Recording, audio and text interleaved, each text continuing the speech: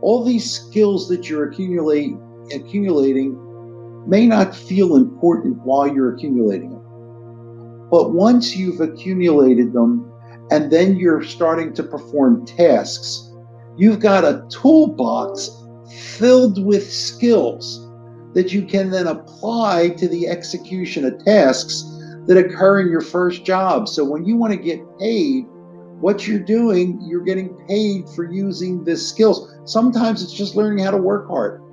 Yeah. Learning how to work tirelessly. Learning how to work when you're tired.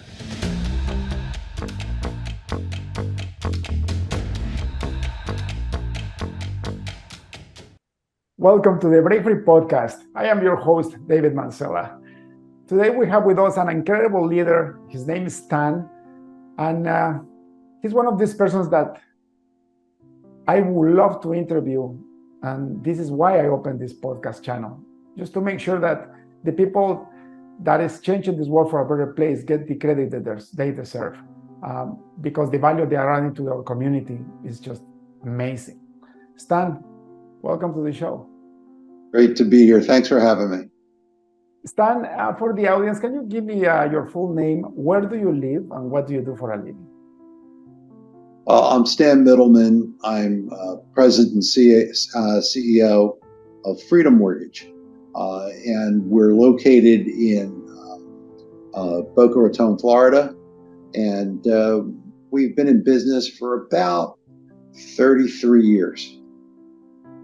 That's amazing. 33 years. You know that most companies go bankrupt within 2 years, right?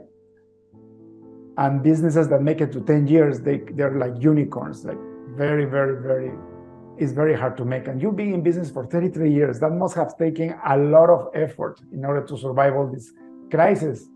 I mean, while we're recording this, we're in the middle of a crisis in the Middle East again, right? Few too many crises. But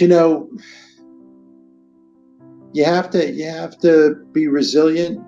You have to be determined if you want to succeed, and you have to be able to emotionally prepare and cope with whatever comes your way, because nothing ever goes as planned, right? So if you can embrace change and disruption, chances are you're not going to make it. So I see opportunity rise from all kinds of adverse situations and things that you may not want to have to deal with, but then when you do deal with them, you always have to try and make lemonade out of lemons. And Stan, that's one of the common denominators that I find when I interview incredible leaders like you. We always find the opportunity in the midst of trouble, right? Did you know that? You know what they say, when one door closes, another window opens. Exactly, and usually it's bigger than the door that was closed, right? I was doing some research, and turns out that most of the Fortune 500 companies were founded in great recessions or big recessions or downturns. Isn't that amazing? Well, again, because that's where you find opportunities. You get some value added in the assets that you're involved in. During adversity, that's when the most opportunistic events occur, right? So you have to be in the right place at the right time and prepared to take advantage of that opportunity when it comes your way. You're completely right, Stan. And this preparation mentality is something that has kept me in business for 18 years. My main company, ISU Corp, I've been running that software consulting firm for over 18 years now. And one of the things that I learned early in my career was, number one, ask for money to the bank when you don't need it, so they will give it to you. And number two, when it's raining blessings, make a safety net, because eventually there's going to be a dry season. So you can draw from that and you're ready to take advantage of the opportunities and the recessions that come. I think that's very insightful, and it couldn't be more true. If you're not saving for a rainy day, you'll drown in the rainy day. right? So you have to be ready for things that are going to be different from what you hope and may want, and then be able to take advantage of those opportunities that come out of that. Stan, with the success in your business, I know your industry is popular with a lot of competition. What do you guys make different that makes you so successful? I don't know that it's so much that we're different. I think it's really, there's a couple of basic things that I think about. One is that we try to do our business with purpose, on purpose. So we want to think about things over a longer timeline. For example, when we think of the world, we're thinking about it not today or tomorrow or what's happening next. We're thinking longer down the road, and what do we have to do to get there? And then it's we follow a formula, and that formula is plan, act, react, assess, begin again. And we try and have that fit inside a larger plan so that we have layers of activities that we use that for, and then apply it to the various levels simultaneously. And that way you're able to grow with a view in mind. I think for a business to be successful, one of the things that they have to do first is create a view. If you don't have an idea of where you want to go, it's virtually impossible to get there. It's true. That leadership, right? The vision in leadership is so important.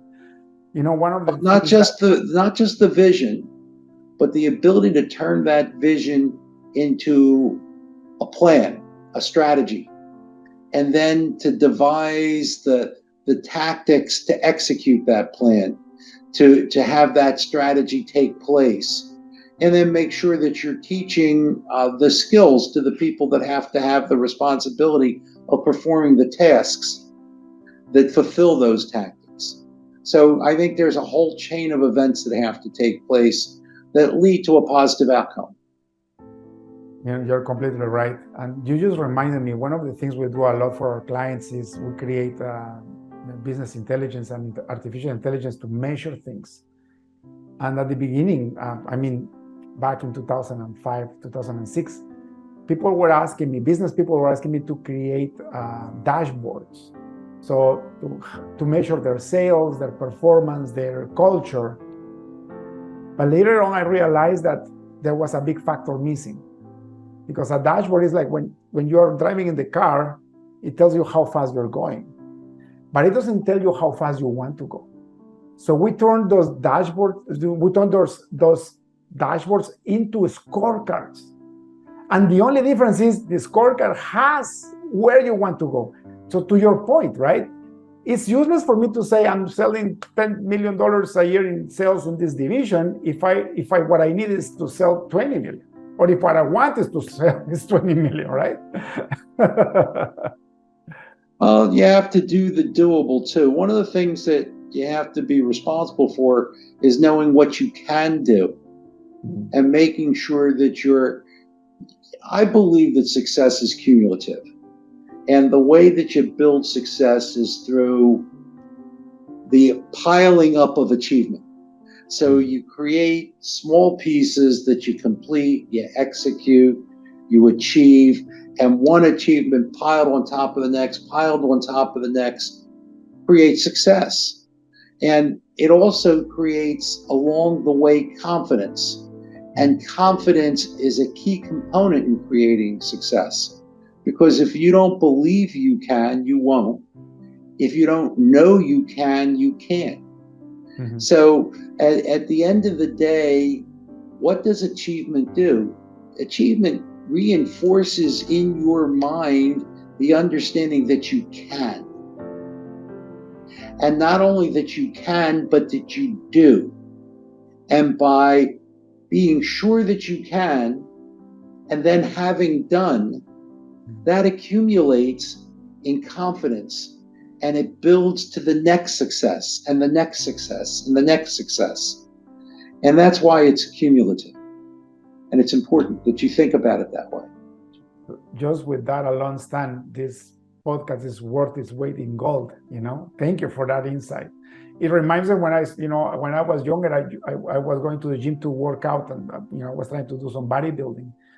And I remember before I got a trainer, I said, "Oh, I can lift this much weight," and I will go. I'm like, "Oh," and I will get so frustrated that I will not come back the next day until I actually learned that you can only build up to the point to where you can. Yes, you have to stretch yourself, but you cannot go past that. Otherwise, you just get frustrated and you stop, right? And it's the same analogy you're saying in business, which is exactly true. You can see how far you can get, and then once you get there, then you can build the capability to go further, right? True. Stan, let's go back in time, because where you are, very few people get to be in their lifetime. So congratulations, by the way. But I know it takes a lifetime of achievement, commitment, trials and errors, and success. So let's go back in time around, let's say, your last year in high school. What was in your mind, and what did you decide to do then? I tried to get a date with a girl.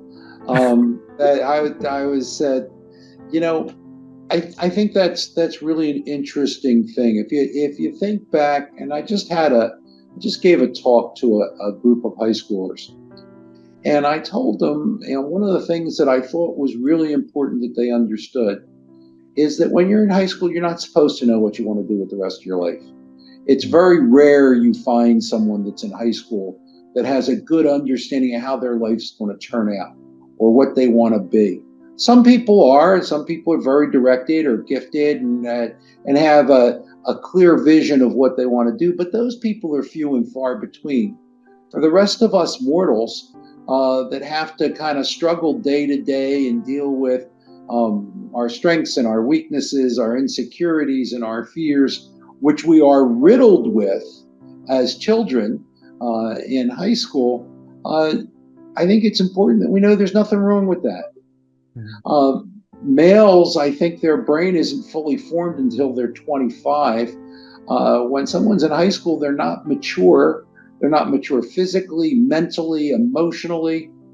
But what you should be doing in high school, and even in the beginning of college, is building your skills. And I think that the purpose of education, and you hear people, denigrate education, but I think the purpose of education is to provide people with the opportunity to accumulate skills.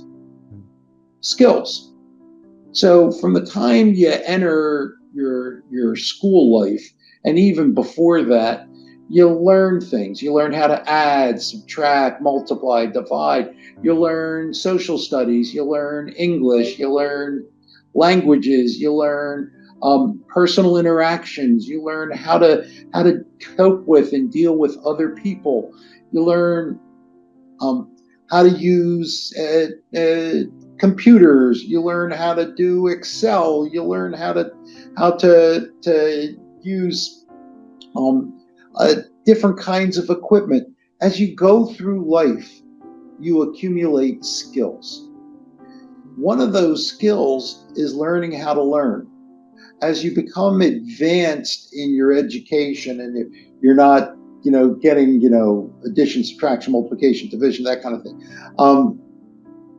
and you're starting to read what other people did, and you're learning how to learn from the activities and the interactions of those around you, that starts to give you insights into you, where you start to say, I can do that.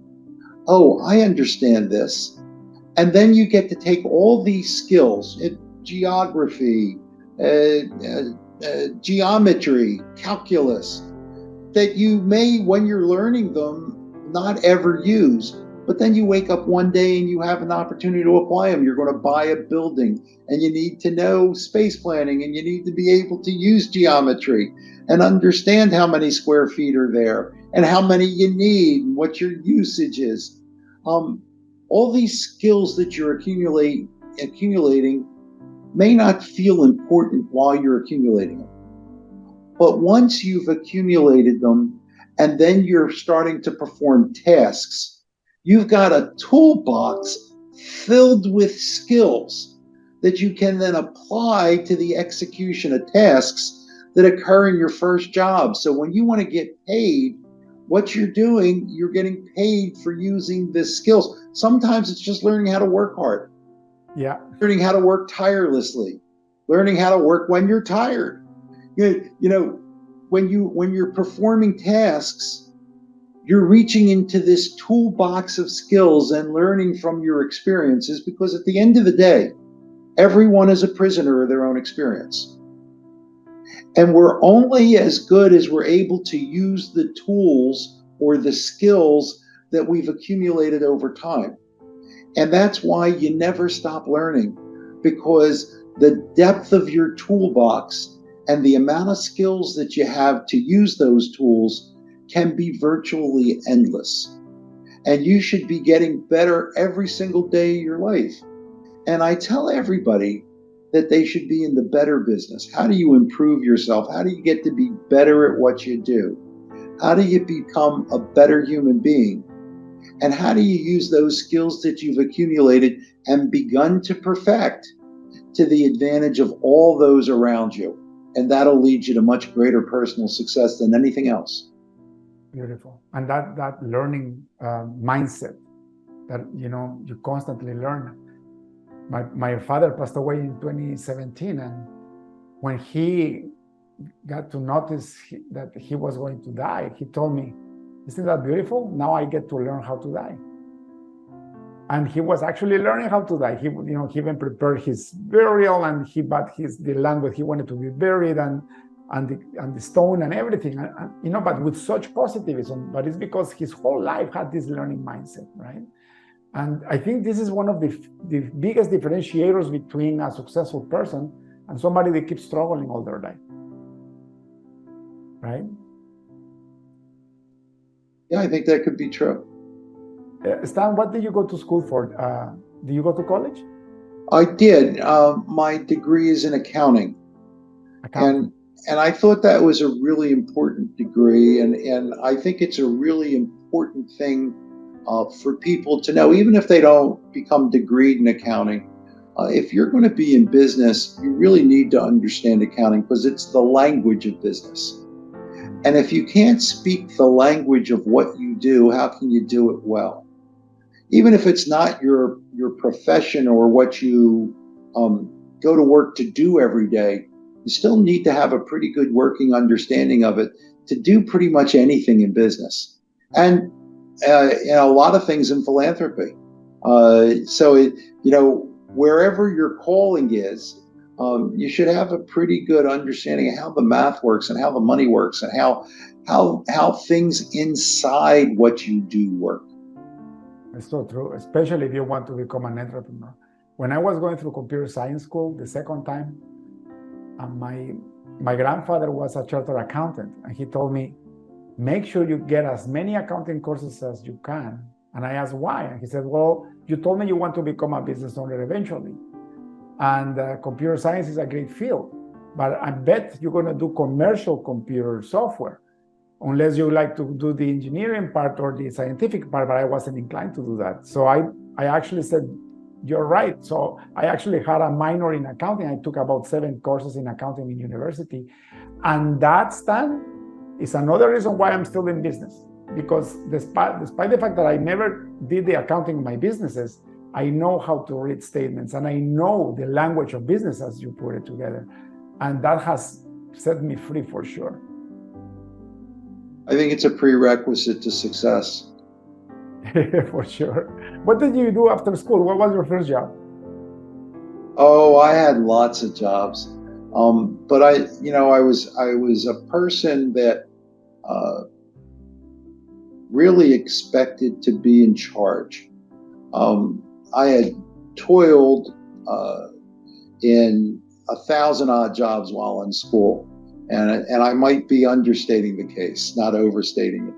But I had a lot of part-time jobs. I had done a lot of different work, and I tended to be entrepreneurial, and I really wanted to be the boss. And I was a little immature, and I didn't know any better. And I expected to find a job where I would be the boss. But I think at the end of the day, when I went to work, I went to work for a business development firm that put me in charge of a company. And I didn't know anything about it. It was a locksmith shop, and they had bought it. And my job was to have it grow. So I had to learn a little bit about what a locksmith did, although I was not a locksmith. And I had to learn how to sell alarms, even though I wasn't a salesman. And I had to learn how to keep the books and how to maintain inventories and how to wait on customers. And I got a lot of skills that I accumulated while I was running that business. And it really helped me understand what it takes to take it was a one-man business that we bought out. And I hired a couple of locksmiths to do the work. And I had to understand that the revenue had to match the expenses or exceed it. And it was a challenge, and it was work every day. And that led me to the next venture that was a little larger, and then the next one that was a little larger. And I had partners, and then I realized I didn't really want partners. And I was able to go from venture to venture, and some success, some failure, probably a lot more failure than success in the early days. But that led me to the opportunities to use the skills that I was developing along the way. That's beautiful. When was the first time that you owned your own business? Well, I was a partner in that first business. They gave me a piece of the action. Also, right away, right after school. Wow. Yeah, it didn't. Well, you got to remember, I made about $1 an hour, and I got a little bit of a bonus when we were able to sell the business and get it, up and moving a little bit. But that was the purpose. That was the plan. But being a small partner and then a bigger partner and then a bigger partner, the reality is that every time that I took on a larger percentage of the upside, I reduced my safety net to the downside. So my exposure to failure was always greater, and I was always willing to take a greater risk in order to have more success, to participate in a bigger piece of the pie. And often there was no pie, and often I just failed. The business didn't work, or things didn't work out, or what I was doing this way didn't work, or what I was doing that way didn't work. And I would go through stretches of time where I really didn't have any money.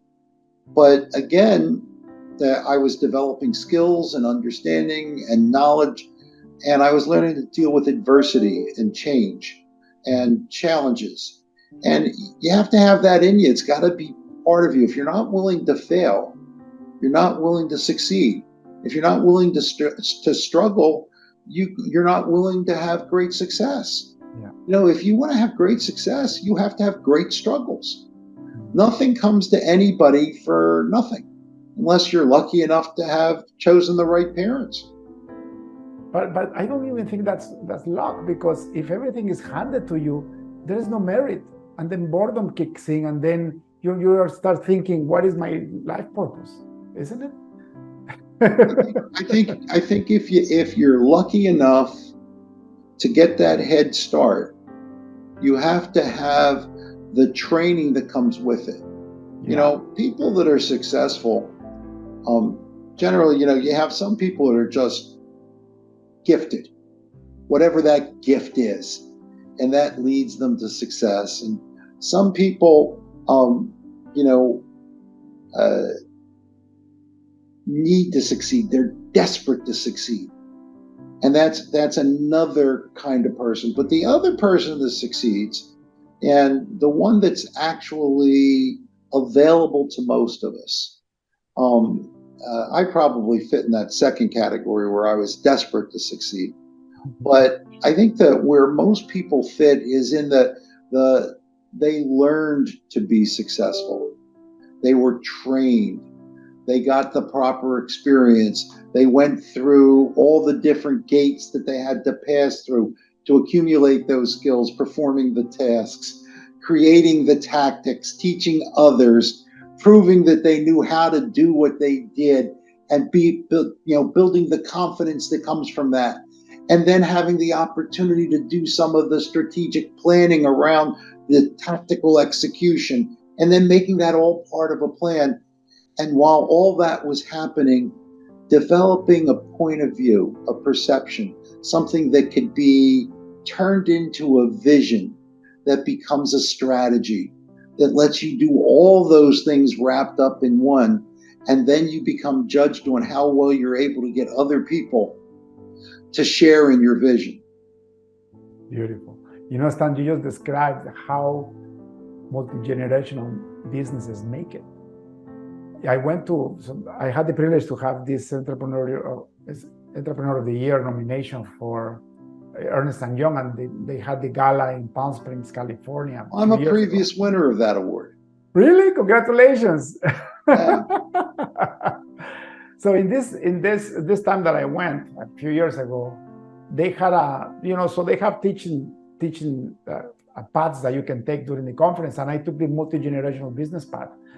And exactly what you just said is what I learned there. Because, I started my own business. My wish is to pass it on to my kids and their kids and make it throughout the time, to leave a legacy. And they said exactly what you just said. It's about making sure the next generation learns how to do it. Teach them to take enough risk, and also teach them the ethics, the habits, the work ethics, the discipline, in order to so that's interesting. I have both of my children work with me. I have two sons, and I was willing to teach them my business, but I wasn't willing to teach them how to work. So both of them had to work, and it just so happens both of them worked at Ernst & Young for about 5 years each. And at Ernst & Young and other accounting firms or investment banks or, a variety of places where they work you 10, 12, 14 hours a day, they teach you how to work. They help you learn that work ethic. And you may have wanted to work, but wanting to work and understanding how to work and what work is, and what it is to perform tasks and teach people and to execute and get those fundamental tactical executions down to a scientific confidence building experience is really important. And I didn't want to have the responsibility of doing that with my own children. I thought it was really important that I import that skill, and that I get that done with them separately, because when you're that taskmaster early in someone's career, they become deaf to your voice. When you look at it, sports teams are really good examples where a coach will take a really young person and they'll have a young team and they'll work with them and they'll have some success, and then they lose the team. The team stops listening to them because they get tired of the way the message is delivered. It's not that it's the wrong message, it's that it gets old. And I didn't want to be delivering the message as taskmaster as much as I wanted to deliver the message of understanding and the philosophies of success, right? Rather than the methodology of success. That is beautiful, Stan. And I wish I would have known that two of my kids are working for me too. And one of them, I had to kick him out because he wouldn't respond anymore. So I said, go get another job. He went away for a year. And then a year later, he applied back. But what I did, because exactly what happened to me, what you said, they got just tired of listening to me. Completely tired. It's really hard delivering that initial message. Yeah. And the kid wants to learn, right? He wants to make you proud. He wants to succeed. He wants to be his own person.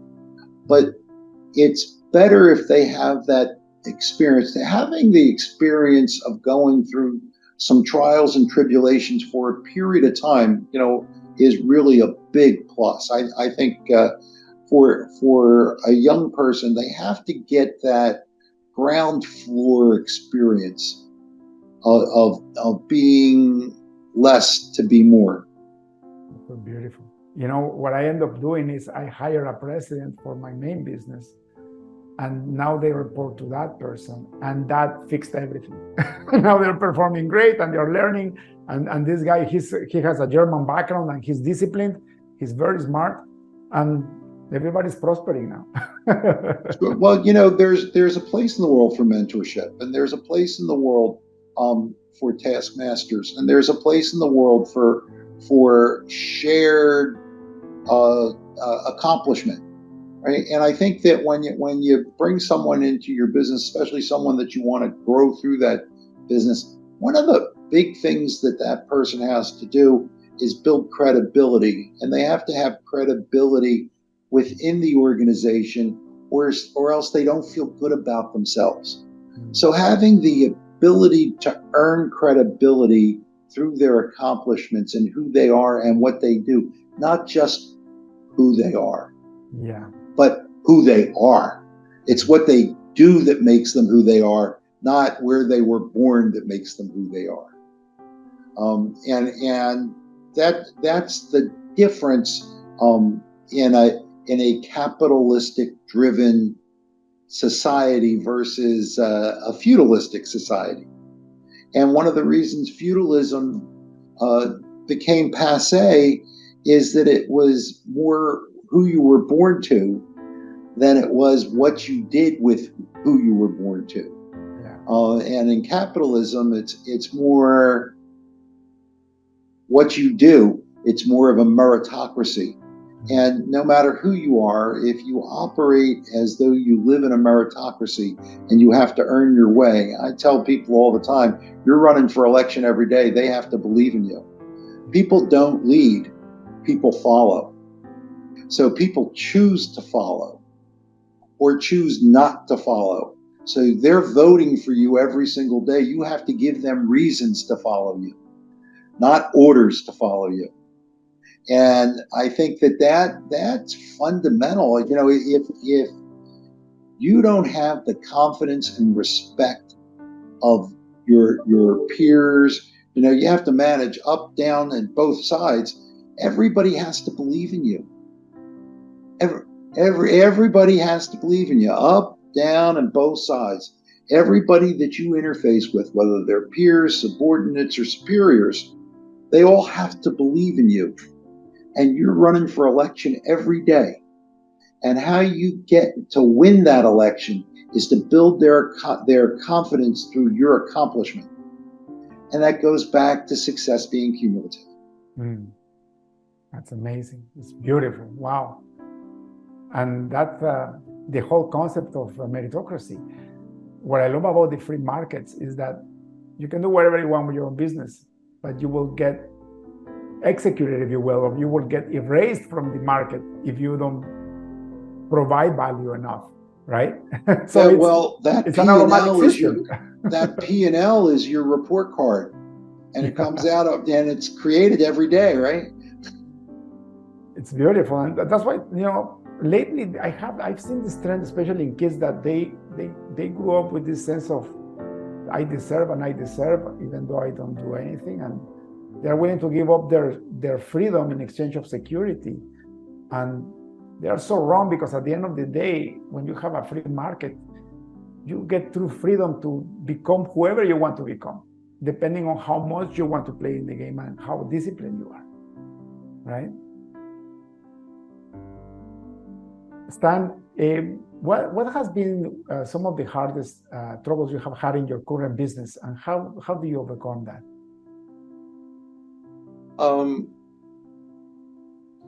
Greatest challenges, is that kind of what you're thinking about? Yeah. So when you think about that, I think what comes to my mind is everything's hard every day, right? Every day you're faced with challenges or you're not doing your job. Because if you feel like there are no challenges, that means you're not looking hard enough. Right. Right? You're not thinking far enough in advance. You're not watching how you're progressing because nothing goes as planned. Nothing just works. And, you know, there are outside influences that are problematic. There are cyclical risks. There are governmental regulatory risks and responsibilities. I mean, the list is endless of challenges. In fact, to be successful, I think you have to be somewhat paranoid, which is seen by many as a flaw, but you have to be more afraid of failing than you are committed to succeeding. You know, challenges should be part of your everyday life. Are there some things that are more immediate and more event driven than others? I think so, but I don't think that it's any given challenge. The challenge is creating this pattern of activity, this methodology of approaching the day-to-day life where it's sometimes you go and you don't hit waves, but sometimes you hit a wave and you go up in the air and you flop down, you get jarred, and then you head back along your path. And sometimes the waves are worse than others, and sometimes there's days when you should stay in harbor. And you need to be able to make those judgments, right? But I think the secret is getting better every day, and not to think about your great successes or your great challenges, because that's just an opportunity to take a victory lap or to commiserate in your failure. And I don't think it's about wallowing in your failure or celebrating your greatness.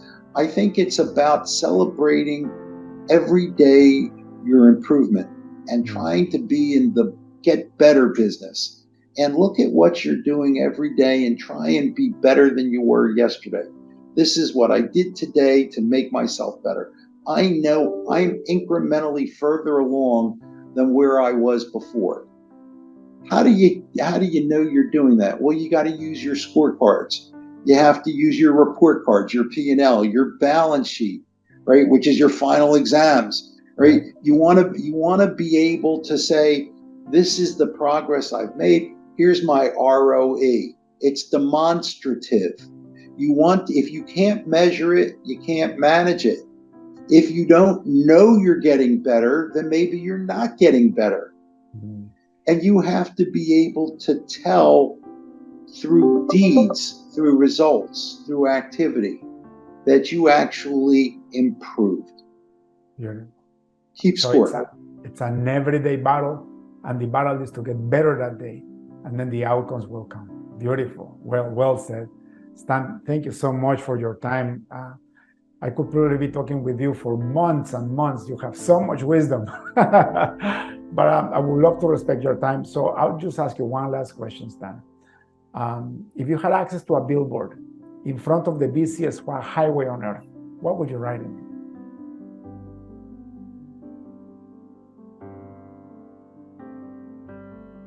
Get along.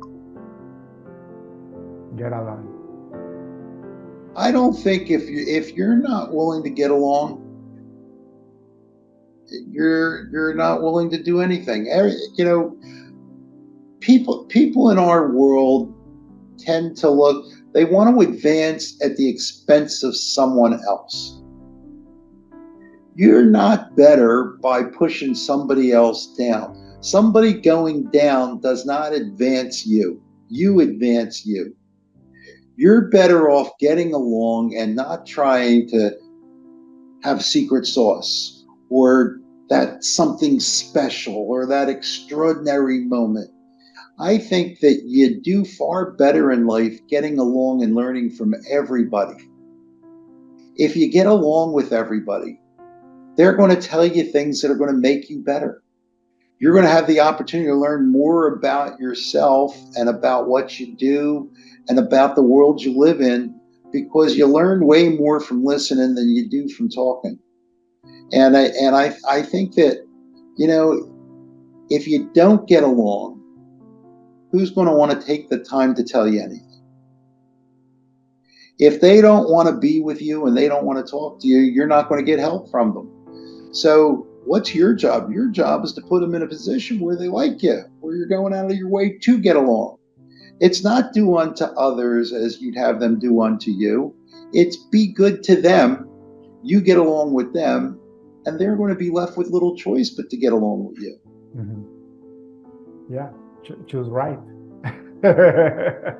And you're right, actually, if you help other people to get what they want, it's when you actually eventually get what you want, not by putting them down, right? Thank you so much, Stan.